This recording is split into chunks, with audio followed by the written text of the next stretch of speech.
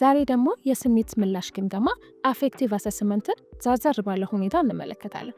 የዚህ ግምገማ ዋነኛ ግብ ቀማሹ ቡናውን ምን ያህል እንደወደደው፣ እንደመረጠው ወይም ለቡናው ጥራት ያለውን ግምት መለካት ነው። ከመግለጫ ግምገማ በተቃራኒ ይህ ግምገማ የሚያተኩረው ቡናው ምን ይመስላል የሚለው ላይ ሳይሆን ቀማሹ ስለ ቡናው ምን ይሰማዋል በሚለው ላይ ነው።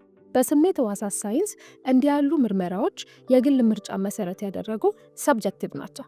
ይህ ማለት አንድ ሰው የግል ልምድና ፍላጎት ላይ የተመሰረተ እንጂ እንደ ሳይንሳዊ መለኪያ ነገራዊ ደግሞ ኦብጀክቲቭ አይደለም። በዚህ ግምገማ ውስጥ ቀማሾች ለተለያዩ ዘርፎች የጥራት ደረጃ የሚሰጡት ከ1 እስከ 9 ባለው መለኪያ ነው። መለኪያውም እጅግ በጣም ዝቅተኛ ኤክስትሪምሊ ሎ ከሚል ተነስቶ እስከ እጅግ በጣም ከፍተኛ ኤክስትሪምሊ ሃይ ይደርሳል። ግምገማው የሚከተሉትን ዘርፎች ያካትታል: መዓዛና ጣዕም፣ ከመጠጥ በኋላ የሚቀረው ጣዕም፣ አሲድነትና ጣፋጭነት፣ የአፍ ውስጥ ስሜት፣ አጠቃላይ የቡናው ጥራት፣ በተጨማሪ የቡናው ጉድለቶችና ተመሳሳይነትን ይመዘገባሉ።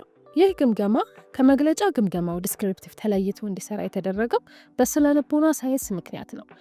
አንድ ሰው ጣዕም እንዲገልጽና በተመሳሳይ ጊዜ ጥራቱን እንዲመዘግብ ከጠየቀ አንዱ ተግባር በሌላው ላይ ተጽዕኖ ስለሚያሳድር የውጤቱ ትክክለኛነት ያጠራጥራል።